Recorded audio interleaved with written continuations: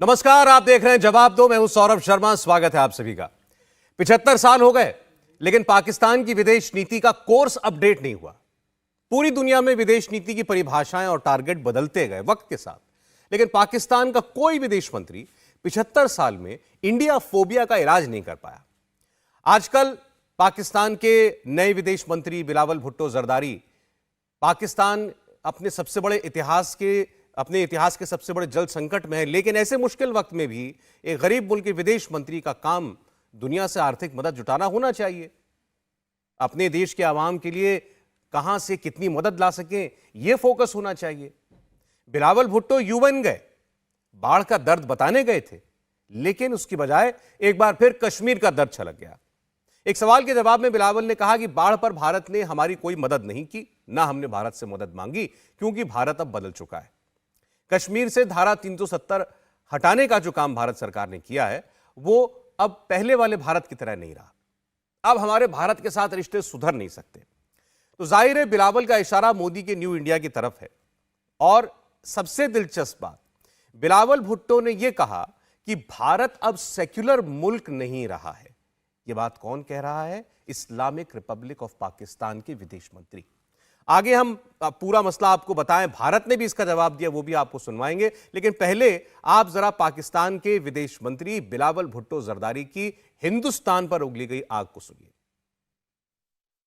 Did you get help from India? No. Did you ask for it? No.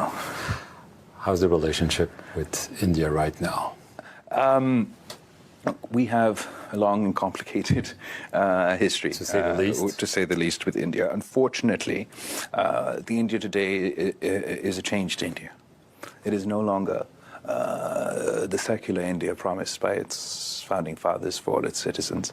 It is increasingly becoming Hindu supremacist India at the expense of its Christian and Muslim minorities. And that's not only the sort of Muslim minorities within India, but unfortunately in the disputed region of Jammu and Kashmir, the Indian illegally occupied Jammu and Kashmir. We've seen certain steps and actions that have made engagement with India untenable for us, particularly the unilateral illegal actions of August 2019, where India attempts to undermine the resolutions of the United Nations Security Council, change the boundaries of this disputed territory, and going a step further and attempting to change the Muslim majority in Indian-occupied Jammu and Kashmir into a minority in their own land.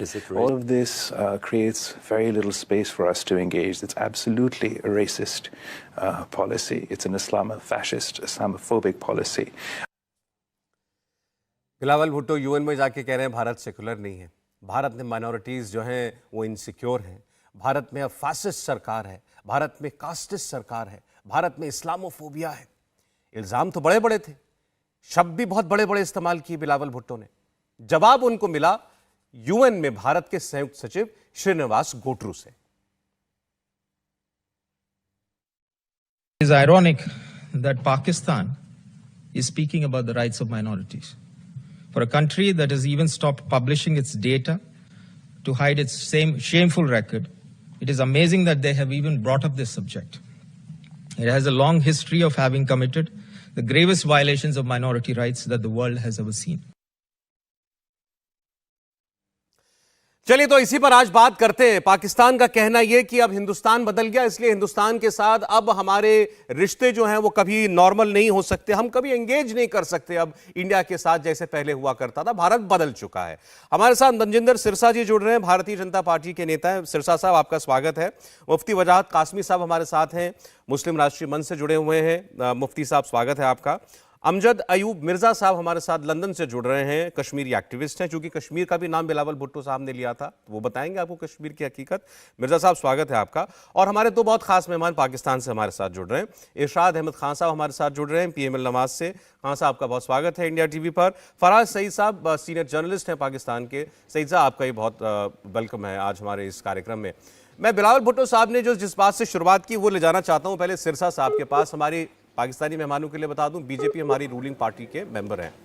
Sirsa साहब, बिलावल भुट्टो साहब ने UN में जाके ये कहा कि भारत अब secular नहीं रह गया है, और इसीलिए भले ही हमारे यहाँ बड़ी मुसीबत आई हुई है बाढ़ की, हमने भारत से मदद नहीं मांगी, क्योंकि भारत बदल गया है, हम इस भारत के साथ अब ताल्लुक नहीं रख सकते। देखिए, पहली बात तो मदद की। भारत एक ऐसा देश है, कोई मदद मांगे या ना मांगे, हमारी संस्कृति हमें ये सिखाती है कि जरूरत पड़ने पर हमें इंसान के साथ खड़े होना चाहिए। इसके बावजूद कि पाकिस्तान ने बहुत बार हमारे सैनिकों पे हमले किए, उन्होंने बहुत बार आतंकवादियों के माध्यम से हमारी आर्मी के ऊपर, पीएचए, सीआरपीएफ जवानों के ऊपर हमले किए, जिसके एवज में हमें भी मजबूरन देश के प्रधानमंत्री की ने अनाउंस करके सर्जिकल स्ट्राइक और ऐसे जवाब देना पड़ा। इसके बावजूद, इन विपरीत स्थितियों के बावजूद, जब जरूरत पड़ी, ऐसा लगा कि मानवता के ऊपर बहुत बड़ी एक विपदा आई है, एक उनकी परेशानी बहुत बढ़ गई है, तो प्रधानमंत्री जी ने वहाँ के प्रधानमंत्री जी से बातचीत करके और हर तरह की उनको सुविधा, हर तरह के साथ देने का आश्वासन भी दिया, और फिर उनके चलते जो फूड और जिन चीज़ की रिक्वायरमेंट थी वो पाकिस्तान भेजने का काम भी किया। एक बात। दूसरी बात, हमारा देश अगर सेक्युलर कोई देश अगर मैं मानता हूँ आज अगर है यहाँ पे, तो भारत है। उसका मैं कारण बताकर कहूँगा, मैं कोई मुँह ज़बानी स्टेटमेंट बिलावल भुट्टो की तरह नहीं दूंगा, पर मैं आपको ये बताना चाहता हूँ, इस भारत देश की ये खूबी है सेक्युलरिज्म की, यहाँ पे हिंदू प्रधानमंत्री, सिख प्रधानमंत्री, मुसलमान राष्ट्रपति, मुसलमान उपराष्ट्रपति, मुसलमान जो है सिख जो है वो राष्ट्रपति, यहाँ पे गृह मंत्री सिख रहा, यहाँ पे मुस्लिम हो, सिख हो, ईसाई हो, यहाँ पे डिफेंस मिनिस्टर इस देश का ईसाई रहा, और कोई भी दोनों के अंदर अंतर यहाँ नहीं किसी के धर्म के अंदर दिखता। और दूसरी बात सबसे इम्पॉर्टेंट है, अगर आप कभी तुलना करना चाहेंगे कि कहाँ सेक्युलरिज्म है या कहाँ नहीं है, तो बड़े एक संक्षेप में जो आज दुनिया के अंदर डेटा सामने रहता है वो ये है कि जहाँ पे भी सेक्युलरिज्म होगा वहाँ पे अदर मेजर रिलीजन के अलावा बाकी रिलीजन्स की भी पॉपुलेशन ग्रोथ हो रही होगी तो सेक्युलरिज्म है। वो डिक्रीज हो रही होगी तो आप मान लीजिए कि कट्टरवाद है और वहाँ पे सेक्युलरिज्म की बात करने वाला नहीं। तो पाकिस्तान की अगर हम बात करें तो 10 लाख से ज़्यादा सिख थे जब पार्टीशन हुई 1947 में, शायद आज 20,000 कुल रह गए होंगे, और तकरीबन मेजॉरिटी ऑफ हिंदूज जो थे 33% या कुछ थे, मैं एग्जैक्ट नहीं बता पाऊंगा, परसेंटेज मेरे जहन से निकल रही है, लेकिन आज की अगर आप बात करेंगे तो कम होकर 10% के आसपास पहुंच चुकी है। 2% सिरसा साहब, मैंने अभी चेक किया, मैं तो खुद उसमें क्योंकि लड़ाई लड़ता रहता हूं। पाकिस्तान की पॉपुलेशन का 2% है हिंदू। हाँ, 2% के आसपास रह गए। हाँ, तो अब क्योंकि मैं बहुत सारे हिंदू जो भारत में आए मैं उनको लेके आया हूँ, बेटियों को भी लेके आया हूँ, और मैं आपको एक बहुत इंपॉर्टेंट बात है, क्योंकि पैनलिस्ट बहुत जिम्मेवार लोग यहाँ पर बैठे, मैं उनकी जानकारी में एक बात बताना चाहता हूँ। पिछले दिनों इंग्लैंड के एक यूनिवर्सिटी ने बाकायदा एक स्टडी करके और एक डॉक्यूमेंट पब्लिश किया है, बर्मिंघम यूनिवर्सिटी का डॉक्यूमेंट, अगर आप अभी गूगल में ऑनलाइन करेंगे Birmingham university minorities Hindu Sikh, अभी आपके सामने वो रिकॉर्ड आ जाएगा।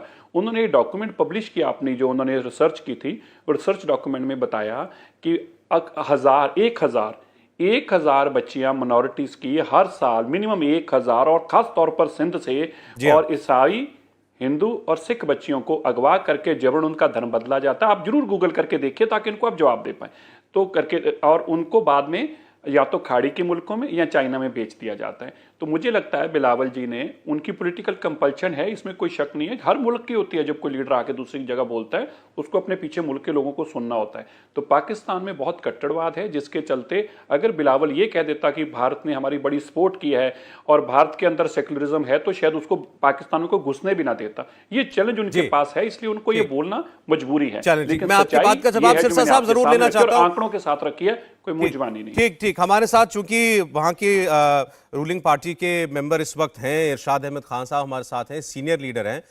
खान साहब, जो कुछ बिलावल भुट्टो ने कहा, सवाल उनसे उस इंटरव्यू में, वो इंटरव्यू का हिस्सा हमने सुना है, अभी सिर्फ इतना पूछा गया था कि क्या भारत ने आपकी मदद की, उन्होंने कहा नहीं। आपने मदद मांगी, उन्होंने कहा नहीं। और उसके बाद जो उन्होंने एक के बाद एक इल्जामों की झड़ी लगाई है, तो मैं आपसे ये पूछना चाहता हूं कि क्या अब पाकिस्तान ने तय कर लिया है कि भारत के साथ कोई रिश्ते नहीं रखेगा, क्योंकि 370 वापस होने वाला नहीं है, और जब तक मोदी सरकार है तब तक क्या पाकिस्तान भारत के साथ कोई भी किसी किस्म का कोई राब्ता आप नहीं रखने वाला? शर्मा जी, बहुत शुक्रिया आपका। मैं आपसे ये कहूंगा कि भारत तो कभी भी नहीं बदलेगा। कभी अभी दहशतगर्दी करता है कि हमारी दरियाओं में पानी छोड़ता है, कभी सैलाब आता है आप लोगों की वजह से, कभी दहशतगर्द आते हैं। उन्होंने उन्होंने उन्होंने सही कहा बिलावल ने। दूसरी बात यह है कि हम हमेशा, लेकिन हमारी हमेशा से ख्वाहिश ये है कि हमारे ताल्लुकात अच्छे हो जाएं, आप लोगों के साथ दोस्ती अच्छी हो जाए। आप लोग हमारे ऊपर दहशतगर्दी ना करें, हम आपको फूल भेजते रहें जैसे हम भेजते हैं। तो ये इसमें कोई दूसरी राय है नहीं। हाँ जी। और जो कुछ बात सिंह साहब अभी कर रहे थे, सिंह साहब माइनॉरिटी की आप बात कर रहे थे कि बच्चियों को अगवा किया जाता है, बच्चियों को जबरदस्ती मुसलमान किया जाता है, उनकी शादियां की जाती हैं। आप मुझे ये बताइए कि सिख भाइयों के साथ क्या हो रहा है इस वक्त?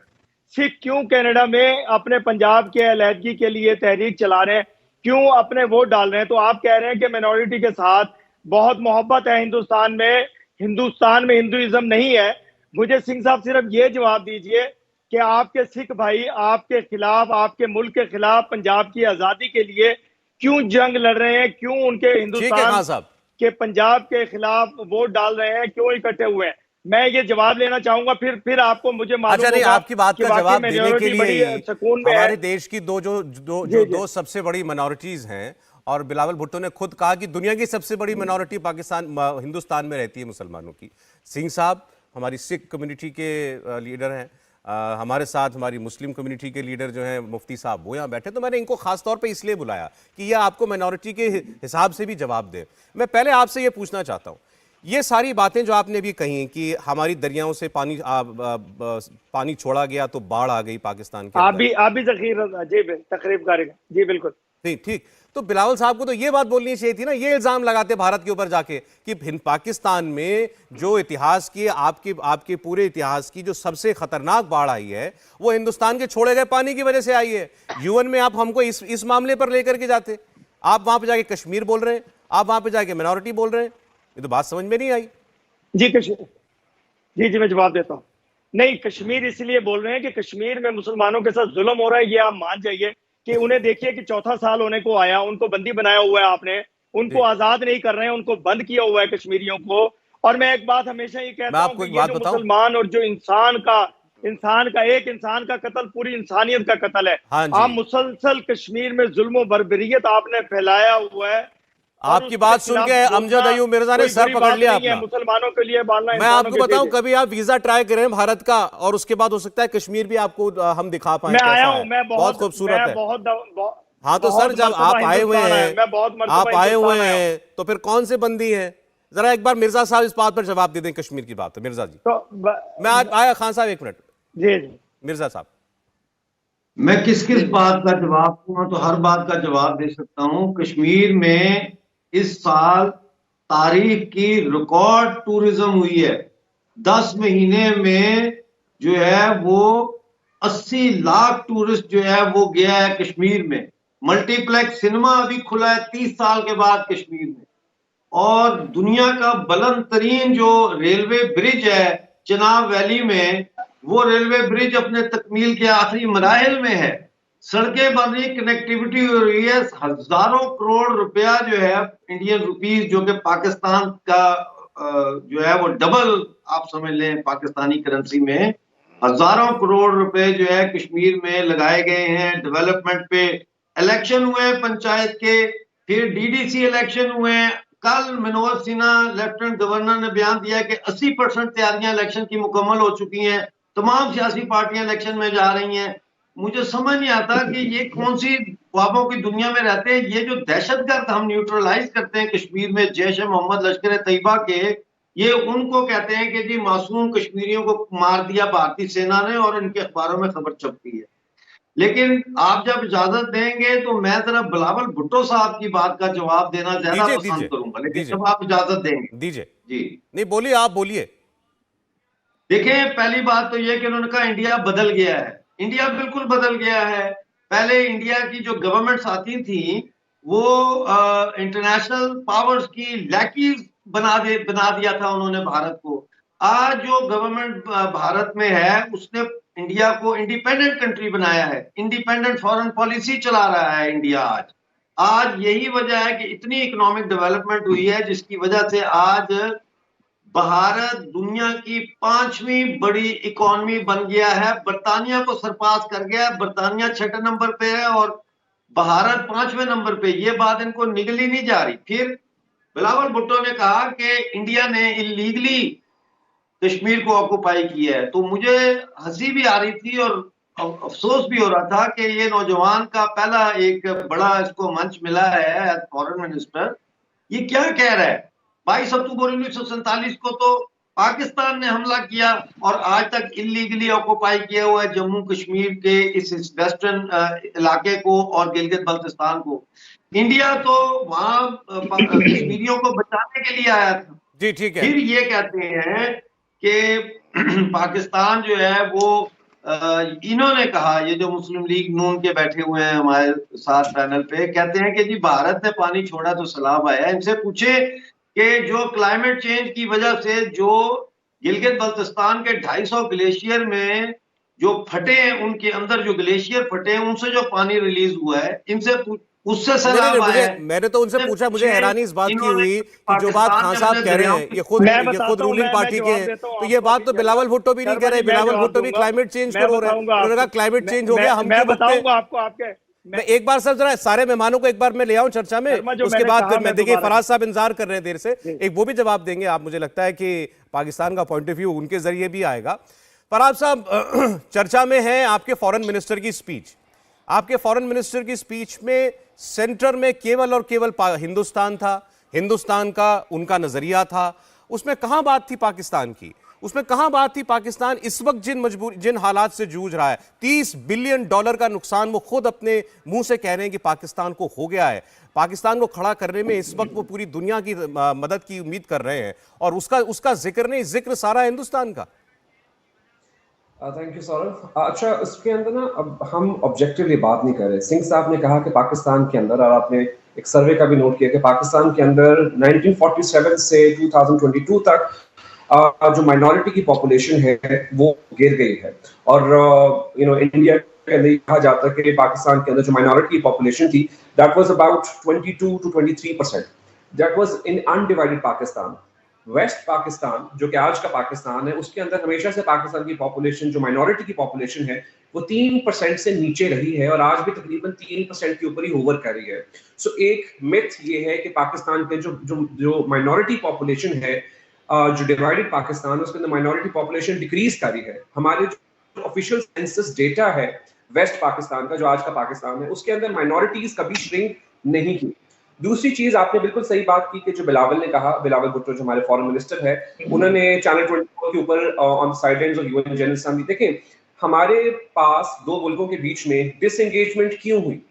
Disengagement was never embedded in economy। हमने इकोनॉमी को देखा नहीं, it was all about political acceptance. जब आर्टिकल 370 को एब्रोगेट किया गया तो पाकिस्तान के पास एक प्रिंसिपल स्टैंस पाकिस्तान ने लिया कि अनलेस और अनटिल हम आर्टिकल 370 अगर आप रिवोक नहीं करेंगे और जब तक कश्मीर के अंदर जो भी आपने लेजिस्लेशन करके उसको ऑल्टर किया है उसको आप वापस नहीं करेंगे, हम इंडिया के साथ डिसएंगेजमेंट करेंगे। ठीक है, मैं आपको एक प्रिंसिपल बातें कर रहा हूं जो ओवर द टाइम हुई है। मैं इसमें कोई ये नहीं कह रहा कि who is right and who is wrong. Now जब पाकिस्तान के अंदर हिस्टोरिक फ्लड्स हैं, even I am a proponent, Bilawal Bhutto की अगर आपने एक क्लिप दिखाया, दूसरी क्लिप के अंदर उसने ये भी कहा है चैनल 24 को कि the young people of India, the young people of Pakistan across Asia, they want to engage with each other, they want to open up trade, they want to open up avenues of correspondent. ये बात देखें, आप सौरभ खुद बताएं, ये बात सही है कि नहीं सही? नहीं, ये बात तो सही है, लेकिन जैसा आपने खुद कहा कि जब आपने, फराज साहब, जब आपने अपनी पॉलिसी को कश्मीर के आगे हॉस्टेज बना लिया है, भाई भारत तो कश्मीर पर जो ठीक समझेगा वो करेगा और वो किया, लेकिन आपने अपने आप को उसके आगे बंदी बना लिया है, तो आपने अपने आगे दीवार खड़ी की है ना, भारत ने तो नहीं की।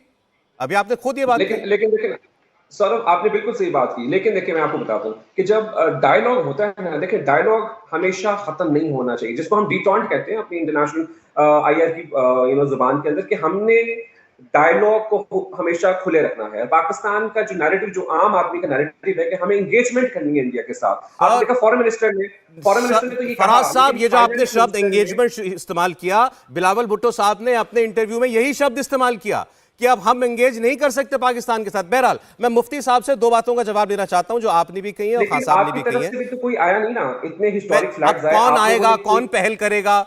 जिसको जरूरत है वो पहल करेगा या दूसरा आदमी अपने आप मदद की पहल करे? अगर आज के हालात में देखें, ये सब बातों पर चले, आगे भी बहस कर सकते हैं। मुफ्ती साहब, उन्होंने कहा पहली बात तो ये कि ये एक किस्म का छलावा है, झूठ है कि पाकिस्तान के अंदर जो माइनॉरिटीज हैं वो दब रही हैं या उनको दबाया जा रहा है या उनकी तादाद कम हो रही है। उन्होंने कहा ऐसा बिल्कुल नहीं है, ये उनका डेटा ऐसा कहता है। और दूसरा, उसके बाद उन्होंने कश्मीर की बात कही है। उन्होंने कहा कि कश्मीर पर हमारा ये स्टैंड है, पूरे देश का स्टैंड है, सरकार का स्टैंड है कि हम 370 जब तक वापस नहीं लगा दी जाती है, जब तक पुराने हालात बहाल नहीं हो जाते, हम भारत के साथ पहले जैसा बर्ताव नहीं कर सकते।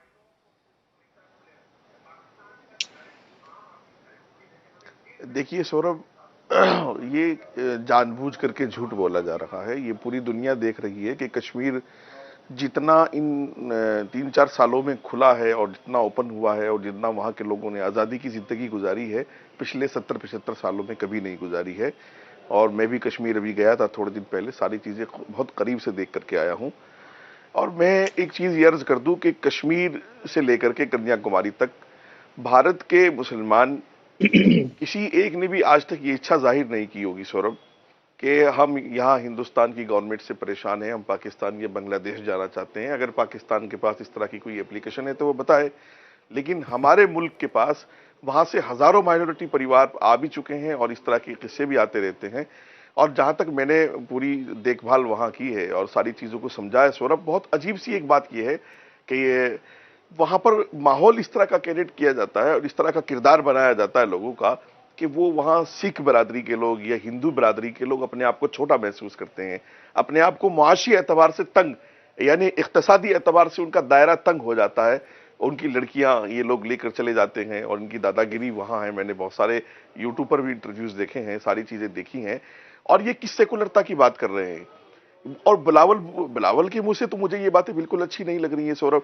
इसलिए नहीं लग रही है कि बिलावल के जो नाना है उनको इन्हीं पाकिस्तान के लोगों ने फांसी दी है, बिलावल की माँ को इन्होंने शहीद किया या मारा है, जो भी कुछ ये मानते हैं उसको। लेकिन मैं उस बिलावल के मुंह से सेकुलर, जहां का मौलवी सेकुलर ना हो, जहां का पंडित सेकुलर ना हो, जहां के नेता सेकुलर ना हो और वो कट्टर धार्मिक लोग हों, वहां हक्कानी से लेकर के मुल्ला वो अजहरुद्दीन तक लोग क्या कर रहे हैं? जहर फैला रहे हैं पूरी दुनिया। और सरतन से जुदा की तहरीक खादिम हुसैन रिजवी दे के गया है और इंडिया में हमारे हाथ साथ हुए हैं। पाकिस्तान ने एक लफ्ज नहीं बोला। अगर आज हम सैलाब पर मदद का हाथ भी बटाएं तो ये लोगों के सामने हमें जलील करना चाहते हैं। भाई, अफगानिस्तान भी तो इस्लामी मुल्क है। अफगानिस्तान की मदद भारत ने की नहीं की, पूरी दुनिया ने देखा है। एक नंबर का अनाज दिया, बल्कि अफगानिस्तान का बयान आया कि पाकिस्तान ने हमें सड़ा हुआ अनाज दिया है और हिंदुस्तान ने अच्छा अनाज दिया है। तो मैं इन सब बातों को मैं बिल्कुल एक्सेप्ट नहीं कर, ये सुनने को भी बहुत बेकार लग रही है कि वो किस सेकुलरता की बात कर रहे हैं, किस पाकिस्तान की बात कर रहे हैं। और इनके आमाल तो मैं एज ए मुस्लिम बता रहा हूं सौरभ, मुझे नहीं कहनी चाहिए टीवी पर ये बात, एज ए मैं इस्लामी स्कॉलर बता रहा हूं कि इनके आमाल इस कदर खराब है कि ये अजाब भी इनके लिए कम है जो इनके जन संकट इनके ऊपर आया है ना, ये जल संकट और सैलाब आया, ये भी कम है इनके लिए। इनकी नीयतें कुछ हैं, इनकी जुबानें कुछ हैं। आज माइनॉरिटी, आप इंडिपेंडेंट सर्वे करा लीजिए, न सिख पाकिस्तान में रहना चाहता है, न क्रिश्चियन रहना चाहता है, न हिंदू रहना चाहता है। और मैं बहुत ही गर्व के साथ कहता हूं, आज कश्मीर का मुसलमान, ये जिस कश्मीर की बात कर रहे हैं, 370 की बात कर रहे हैं, कश्मीर से अगर दो एप्लीकेशन मंगा ले कि कश्मीर का मुसलमान इंडिया जाना चाहता है, नहीं जाना चाहता, ये झूठ बोल रहे हैं। कश्मीर का मुसलमान इनसे बात भी नहीं करनी चाहता। अच्छा ठीक है, मैं आ रहा हूँ एक मिनट, फराज साहब, खान साहब एक मिनट में आ रहा हूँ। पहले सारी बातों का जवाब दे रहे हैं ना, चाहते नहीं, मुफ्ती साहब सबसे पहले तो मुफ्ती साहब बिलावल भुट्टो हो, पाकिस्तान का कोई भी नेता हो, कोई भी लीडर हो, हर व्यक्ति जो है ये माहौल बनाने में तुला हुआ है पूरी दुनिया में कि भारत के अंदर माइनॉरिटीज बहुत सताए जा रहे हैं, खास करके मुसलमान। तो जरा इसका एक ठोक करके जवाब जाना चाहिए, दुनिया को पता चलना चाहिए कि क्या भारत में इस्लामोफोबिया है, भारत फैसिस्ट है, भारत रेसिस्ट है। सौरभ, मैंने बहुत ठोक करके बात कही है, हकीकत है सब कुछ। मैं ठोकर के नहीं कि आपने झूठ बोला है। सुनिए, मेरी बात इतिहास में लिखने के काबिल है साहब, आपने बिल्कुल सौरभ, मेरी बात इतिहास में लिखने के काबिल है। जिस कश्मीर, हाँ साहब, मैं आपके पास आ रहा हूँ 15 सेकंड में, इनकी बात सुन करके बस। मुसलमान इनके पास जाना नहीं चाहता। मुफ्ती साहब फैक्ट्स की बात करें, मुफ्ती साहब पढ़ी लिखी फैक्ट्स की बात करें। आपने फतवे भी जारी कर दिया, आपने ये भी कर दिया कि जी पाकिस्तान में मुझे टाइम दीजिए शर्मा, तो फिर इंडिया में ज्यादा हुए हैं। वहाँ जो जितने कोविड के हालात बदतर थे वो हमारे यहाँ तो नहीं हुए, तो मैं कहूंगा कि आपने बात ही नहीं सुनी। अरे मैं कह रहा हूँ जिस कश्मीर की बात आप कर रहे हो कि 370 हटा लिया, वहां से एक मुसलमान आपके पास जाना नहीं चाहता, और आपके यहाँ सिख नहीं रहना चाहते, हिंदू नहीं रहना चाहते, क्रिश्चियन नहीं। भाई आप माइनॉरिटी के साथ कर क्या रहे हो? अच्छा ठीक है, अच्छा सर एक एक करके खान साहब बोलिए, उसके बाद सिरसा साहब जवाब दीजिए। खान साहब मिल गया आपको भारत के मुसलमान का जवाब मिल गया? मैं वही तो एक मिनट पहले खान साहब, मैं बिल्कुल ये मैं मुफ्ती साहब से ये कहूंगा, हिंदुस्तान से पहले मुसलमान बनिए। आप हिंदुस्तानी बनने से पहले दिक्कत है मुसलमान बनिए। और सर, मुझे बड़ी खुशियां बोल दिया खान साहब। ना ना ना ना ना, यहीं पर यही दिक्कत है, आप ये सजेस्ट मुझे नहीं कर यही सकते। दिक्कत पाकिस्तान को है, आपको हमसे प्रॉब्लम नहीं है कि हमारे नहीं कि हमारा हिंदू हो, मुसलमान हो, सिख हो, ईसाई हो, वो अपने आप को पहले हिंदुस्तानी मानता है, और आप टीवी में बैठकर मुफ्ती साहब को कह रहे हैं कि हिंदुस्तानी बनने से पहले मुसलमान बनो। बनना चाहिए, मुझे इनकी सलाह की जरूरत नहीं है। मुझे कब हिंदुस्तानी बनना है, कब मुसलमान बनना, मैं इनसे नहीं पूछूंगा। ये माइंडसेट एक्सपोज हुआ आज आपका। अरे क्या सुनाना चाहते हो आप मुझे? मुफ्ती साहब एक मिनट आप बोलने दें, मुफ्ती साहब एक मिनट, फिर ये कहेंगे कि बोलने नहीं दिया, पाकिस्तान से आए हमारे मेहमान हैं, हमने साथ एक मिनट बोलने दीजिए उनको, बोलने दीजिए, बोलने इंसाफ नहीं है तुम्हारे अंदर। बोलिए बोलिए बोलिए। अभी स्टार्ट देखें हम स्टार्ट करते हैं तो आपकी चीखें निकलती है, और ये मुझे मैं बड़ा अच्छा लगता है। लीडर भी कलंक, तुम्हारा देश भी कलंक। मुफ्ती साहब प्लीज एक मिनट, मैं बात ये कर रहा हूँ, अभी मुफ्ती साहब बात कर रहे थे कि जरदारी साहब के वालदा को, उनके नाना को मार दिया गया। मुझे ये बताएं, राजीव गांधी और इंदिरा गांधी को किसने मारा? ये सियासी इश्यूज होते हैं, कुछ दहशतगर्द होते हैं, आपके मुल्क में भी है, हमारे मुल्क में भी है।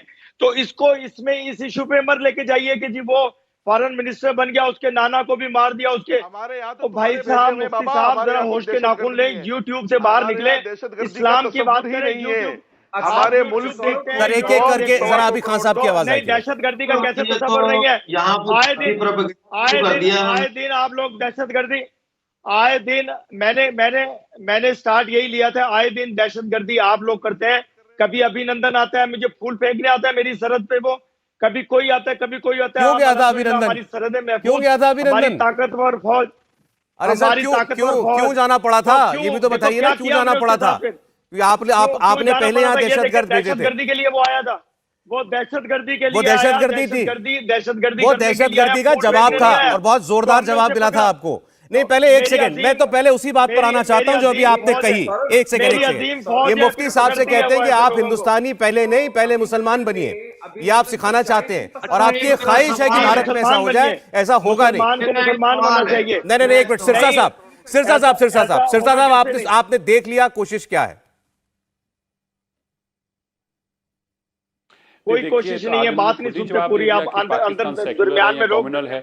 उन्होंने खुद ही अपने आप जवाब दे दिया सौरभ जी। उन्होंने कहा कि पहले आप मुसलमान बाद में बनिए, पहले आप पाकिस्तानी हिंदुस्तानी बाद में बनिए, पहले आप मुसलमान बनिए। मतलब कि आप मुसलमान का अपना फर्ज अदा करिए, और मुसलमान का मतलब मुस्लिम कंट्री पाकिस्तान। तो उन्होंने खुद ही अपने आप में पहली बात का जवाब दिया कि आप हिंदुस्तान की बात बाद में कीजिए, इस्लाम की बात पहले कीजिए, क्योंकि वो मानते हैं कि पाकिस्तान केवल एक इस्लामिक कंट्री है। एक बात।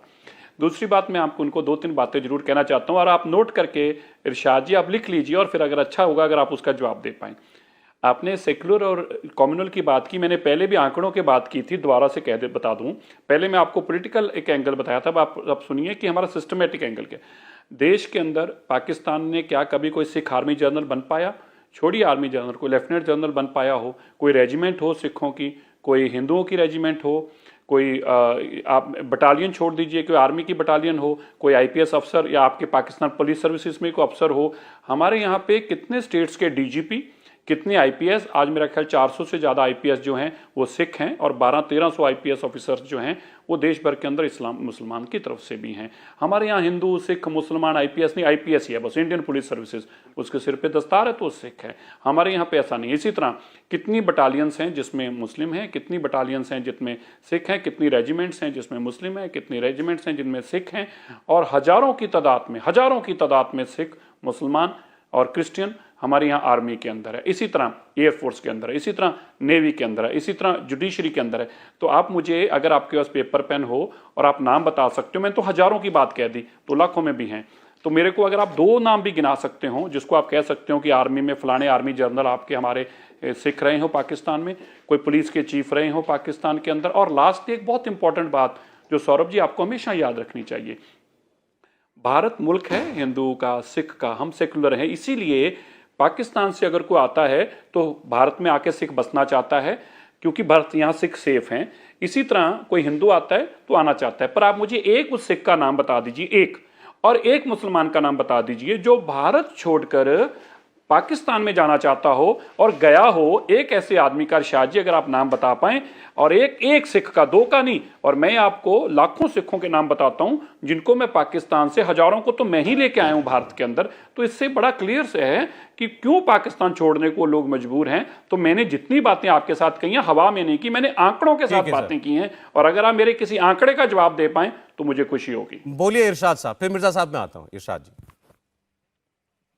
मैं बहुत शुक्रिया। पहले सिंह साहब ने कहा कि सिख महफूज, मुसलमान महफूज, हिंदुइज्म नहीं चल रहा है। पहले मुझे ये बताइए कि आपके सिख भाई क्यों तहरीक चलाई हुई है, एक सवाल। दूसरा सवाल ये है कि अगर हमारा सिख भाई, हिंदू भाई, हमारी पार्लियामेंट में बहुत सारे लोग हैं। अभी अगर आप मेरे जवाब देंगे तो मैं आपके सवालों का जवाब भी दूंगा। आप पहले मेरे सवालों का अगर जवाब देंगे मैं आपके हर सवाल का जवाब दूंगा, लेकिन आप मेरे सवाल का जवाब दीजिए, मुझे सवाल मत कीजिए आगे। पहले आप जवाब दीजिए फिर आप सवाल करिए। मैं आपका जवाब ही दे रहा हूं कि हमारी पार्लियामेंट में सिख भी हैं, हिंदू भी हैं। आप देखिए, अब मुझे नाम नहीं याद इस वक्त हमारा एजुकेशन मिनिस्टर पंजाब के हैं, वो भी सिख भाई हैं हमारे।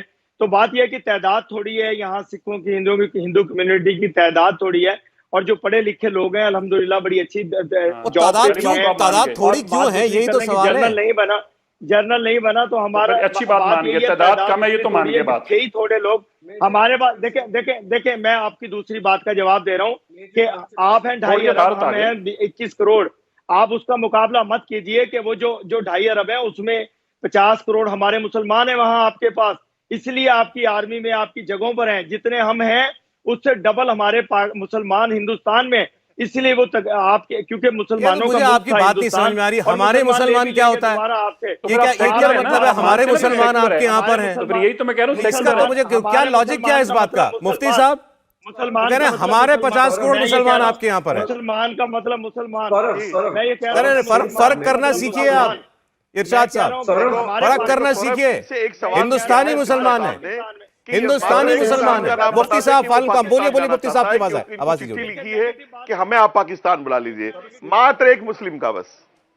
वो नाम नहीं बता पा रहे। सौरभ मुझे इनसे ये सवाल जो सिरसा साहब ने किया इसका ये जवाब नहीं, हाँ ये जवाब नहीं दे पाएंगे। एक नाम के पास सिख और क्रिश्चियन और हिंदू कोई ऑफिसर नहीं है, कोई आर्मी में नहीं है। ये माइनॉरिटी को वहां पर तहफ्फुज नहीं दे सके हैं, बिल्कुल क्लियर बात है, पूरी दुनिया को पता है इसका। कोई सर्विस नहीं है, कोई टीचर नहीं है, कोई टीचर नहीं है। चलिए लास्ट कमेंट में, समय खत्म होने जा रहा है। अयूब मिर्जा साहब, बहुत बात हो रही है पाकिस्तान में माइनॉरिटी की, हिंदुस्तान में माइनॉरिटी की। अयूब मिर्जा, दावे सुने आपने। मेजर हरचरण तो आप एक तरफ रहने देना। मेजर हरचरण डीएसपी रूपेता ग्रुप जो है, जैसे बलोच रेजिमेंट है तो उसका कमांडर पंजाबी है, कश्मीर रेजिमेंट है तो उसका कमांडर पंजाबी है। वहां तो बलोच जो ऑफिसर्स हैं हजारों की तादाद में, तो उनको जबरी तौर पर रिटायर किया गया ताकि पंजाबाइजेशन की जा सके और वहाबाइजेशन की जा सके पाकिस्तान आर्मी की अंडर बाजवा। दूसरी बात यह है कि आप छोड़े इस बात को कि कौन सा कोई हिंदू और जो सिख हैं वो इंडिया जा रहे हैं। जो नॉन सुन्नी है, कितने कादियानी चले गए हैं पाकिस्तान से कि वो नहीं रह सकते पाकिस्तान में, कितने शिया चले गए हैं पाकिस्तान से कि वो नहीं रह सकते पाकिस्तान में, क्योंकि वहां पे डिस्क्रिमिनेशन है उनके खिलाफ। और फिर आखिर में इन्होंने मुफ्ती साहब से कहा कि आप पहले मुसलमान हैं और फिर आप हिंदुस्तानी हैं। मुझे ये बताएं, ये तो कॉमन सेंस की बात है मैथमेटिक्स की, कि जब मुफ्ती साहब पैदा हुए थे तो उस वक्त उसके कुछ लम्हों या कुछ देर के बाद उनके कान में अजान दे के उनको मुसलमान किया गया। तो इस तरह से भी वो पहले जो है हिंदुस्तानी है फिर मुसलमान है। चले ये ठीक, इनकी सही मुझे बात, आर्गुमेंट सही समझ बात, नहीं सही बात। आती। बिरजा साहब रोक रहा हूं बीच में, वक्त इतना ही था। अब जो जवाब जाना था मुझे लगता है जा चुका बड़े अच्छे तरीके से हमारे बाकी मेहमानों के पास। शुक्रिया करेंगे सिरसा साहब, मुफ्ती साहब आपका, बिरजा साहब, इरशाद अहमद खान साहब, फराज सईद साहब आपका हमारे साथ आज जुड़ने के लिए बहुत शुक्रिया आपका। इंडिया टीवी हर वक्त हर जगह डाउनलोड करने के लिए सर्च करें India TV news Google play store या ऐप स्टोर पर।